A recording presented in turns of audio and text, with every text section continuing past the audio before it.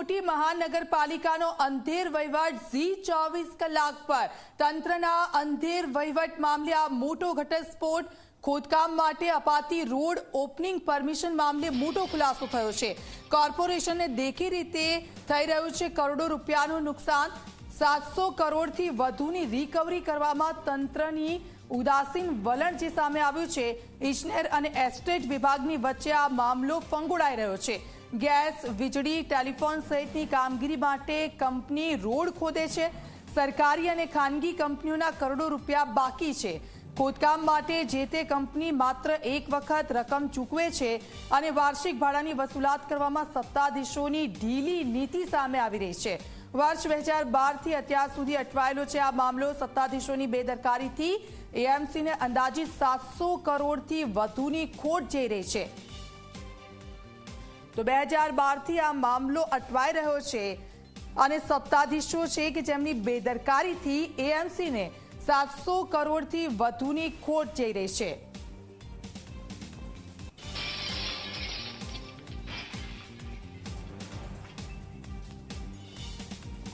તો ગેસ, વીજળી, ટેલિફોન સહિતની કામગીરી માટે રોડ ખોદવામાં આવી રહ્યા છે। સીધા જ જઈશું, અમારા સંવાદદાતા અર્પણ અમારી સાથે જોડાઈ ગયા છે। અર્પણ, શું છે આ પહેલા તો સમગ્ર મામલો એ જાણવા માંગીશું આપની પાસેથી। દીક્ષિતા, આખા મામલાની વિસ્તૃત વાત કરીએ તો આપણે સમયાંતરે જોતા હોઈએ છીએ શહેરમાં કે કોઈને કોઈ કારણસર શહેરના માર્ગો ખોદાતા હોય છે। તેમાં ટેલિફોન કંપનીઓ હોય, ઇન્ટરનેટના કેબલ નાખવાનું હોય, ગેસની લાઇન હોય કે પછી વીજળીની લાઇન હોય, આનામાં સરકારી અને ખાનગી કંપનીઓ બંને સામેલ છે। આ કામગીરી કરતાં પહેલાં તેમને મ્યુનિસિપલ કોર્પોરેશનની મંજૂરી લેવાની હોય છે ને તેના માટે દરેક નીતિ નિયમો બનેલા છે કે કેટલા રનિંગ ફૂટ માટે ખોદકામ થશે, કેટલું પહોળાઈનું ખોદકામ થશે, તેના માટેના જુદા જુદા દર નક્કી કરવામાં આવેલા છે ને તે માટેનો નિયત જે ચાર્જ છે તે તેમને ભરવાનો રહે છે। ડિપોઝિટ પણ ભરવાની રહે છે, સિક્યુરિટી ડિપોઝિટ પણ ભરવાની રહે છે। એટલે આ કામગીરી તો યોગ્ય રીતે થાય છે, તેઓ વન ટાઈમ ભાડું ચૂકવે છે। પણ કોર્પોરેશનની માલિકીના શહેરમાં આવેલા રોડ ઉપર એકવાર ખાનગી કે સરકારી કંપનીઓ જ્યારે પોતાનું ઇન્સ્ટોલેશન કરે છે, કેબલિંગ નાખે કે અન્ય કોઈ સાધનો નાખે, તે બાદ વાર્ષિક ધોરણે તેનું ભાડું પણ વસૂલવાનું હોય છે। એટલે આ સ્પષ્ટ નીતિ વર્ષ 2008માં રાજ્ય સરકારનો શહેરી વિકાસ વિભાગનો આદેશ હતો। તે બાદ અમદાવાદ મ્યુનિસિપલ કોર્પોરેશનના સિટી ઇજનેર છે તેમને વર્ષ 2010માં એક સર્ક્યુલર કર્યો હતો। જે બાદ વર્ષ 2012માં જાન્યુઆરી મહિનામાં આ નીતિને સત્તાવાર રીતે સ્ટેન્ડિંગ કમિટીમાં મંજૂરી આપવામાં આવી। પરંતુ સૌથી મોટી બાબત એ છે કે વર્ષ 2012થી અત્યાર સુધી આ મામલે વાર્ષિક ભાડું સરકારી કંપની હોય કે ખાનગી કંપની હોય તેમની પાસેથી વસૂલવા માટેની કોઈ જ કામગીરી તંત્ર દ્વારા હાથ ધરવામાં નથી આવી।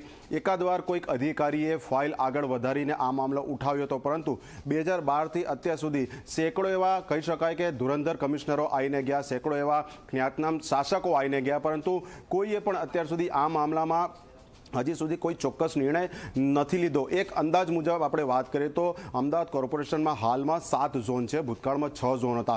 એક ઝોનમાં દર વર્ષે સરેરાશ 30થી 40 કિલોમીટરના રોડ ઓપનિંગ કરવાની મંજૂરી ઇજનેર વિભાગ દ્વારા આપવામાં આવે છે। એટલે આપણે અંદાજ લગાવી શકીએ છીએ કે લગભગ 450 કિલોમીટર કરતાં પણ વધુના રોડ ઓપનિંગની મંજૂરી એક વર્ષમાં સરેરાશ મળતી હોય છે। પરંતુ જો વર્ષ 2012થી અત્યાર સુધીની વાત કરીએ તો આ આંકડો ખૂબ જ મોટો છે। રોડ ઓપનિંગ માટેની વન ટાઈમ જે રકમ છે તે કોર્પોરેશનને મળી રહી છે, પરંતુ મેં અગાઉ આપણે ધ્યાન દોર્યું તે મુજબ વાર્ષિક જે ભાડું ચૂકવવાનું હોય છે કે જેનામાં વર્ષે સમયાંતરે વધારો પણ કરવાનો હોય છે તે આજ દિન સુધી નથી વસૂલાયું અને તે આંકડો હાલના દિવસે પહોંચીને 1, 2, 5, 10, 25 કરોડ નહીં પરંતુ 700 કરોડ કરતાં પણ વધુનો આંકડો પહોંચી ચૂક્યો છે। જી હા, બિલકુલ જવાબદારી સાથે અને કોર્પોરેશનના વિશ્વસનીય સૂત્રો પાસેથી મળેલી માહિતી સાથે હું જણાવી રહ્યું છું કે આ આંકડો અંદાજે 700 કરોડ કરતાં પણ વધુનો છે કે જેને વસૂલવા માટે કોર્પોરેશનના વહીવટી અધિકારીઓ કે ભાજપના શાસકો હોય આ મામલે કોઈ જ સક્રિયતા નથી દાખવી રહ્યા અને એટલા માટે શંકા જઈ રહી છે કે શા માટે આટલી મોટી રકમ વસૂલવામાં આટલા વર્ષોથી તંત્ર નિષ્કાળજી દાખવી રહ્યું છે। દીક્ષિતા, બિલકુલ તે સવાલ એ થઈ રહ્યો છે કે જો આટલી મોટી રકમ વસૂલવાની વાત આવે છે તો પછી અધિકારીઓ તેમાં કોઈ પગલાં કેમ નથી લેતા? અત્યાર સુધી કયા અધિકારીઓએ આ અંગે કોઈ તપાસ કરી ખરી? બિલકુલ દીક્ષિતા, પ્રશ્ન અહીંયા એ જ થાય છે કે આ 2012થી અત્યાર સુધી મ્યુનિસિપલ કમિશનર પણ બદલાઈ ચૂક્યા, સ્ટેન્ડિંગ કમિટીના ચેરમેનો પણ બદલાઈ ચૂક્યા, જુદા જુદા મેયર પણ બદલાઈ ચૂક્યા છે, પરંતુ આ વિષય ખૂબ જ મોટો છે, સમગ્ર શહેરની અને કોર્પોરેશનની તિજોરીને સીધી અસર કરતો મામલો છે. 700 કરોડ એ કોઈ નાની સૂની રકમ નથી. આટલી રકમમાં તો શહેરના લોકોના વિકાસ માટેના સીધી અસર કરતા એવા સેંકડો પ્રોજેક્ટનું અમલ કરી શકાય છે, પરંતુ આ રકમ શા માટે વસૂલવામાં તંત્રને રસ નથી તે સૌથી મહત્વનો પ્રશ્ન છે. કારણ કે મોટાભાગની જે ખાનગી કંપનીઓ છે, મોટા મોટા કોર્પોરેટ ઉદ્યોગોની છે, એટલે સ્વાભાવિક છે કે ભૂતકાળમાં પણ આરોપ લાગ્યા છે કે ફલાણી કંપની ફલાણા નેતાની એકદમ નજીકની કંપની છે, માનીતી કંપની છે. એટલે શંકા અહીંયા જ થઈ રહી છે કે મોટાભાગની કંપનીઓ કે જે રોડ ઓપનિંગ પરમિશન મેળવે છે તે મોટા મોટા ઉદ્યોગ ગૃહો સાથે સંકળાયેલી છે, ક્યાંક તેમનો રાજકીય સંબંધો છે, અને તેના જ કારણે અધિકારીઓ અને શાસકો આ રકમ વસૂલવામાં ઉદાસીનતા દાખવી રહ્યા છે. આપણે દસ્તાવેજ સાથે વાત કરીએ છીએ કે આ જે સર્ક્યુલર છે, મ્યુનિસિપલ સિટી ઇજનેરનો સર્ક્યુલર છે, જે અંતર્ગત તેમણે સ્પષ્ટ ઉલ્લેખ કરેલો છે કે રાજ્યના શહેરી વિકાસ વિભાગનો જે આ નિર્ણય હતો તે 4/5/2007 દ્વારા નક્કી કરવામાં આવેલો હતો. તે બાદ તેનામાં ફેરફાર કરી અને 25 એપ્રિલ 2008ના રોજ આ નીતિના અનુસંધાને મ્યુનિસિપલ કોર્પોરેશન દ્વારા નીચે મુજબની નીતિ નક્કી કરવામાં આવે છે.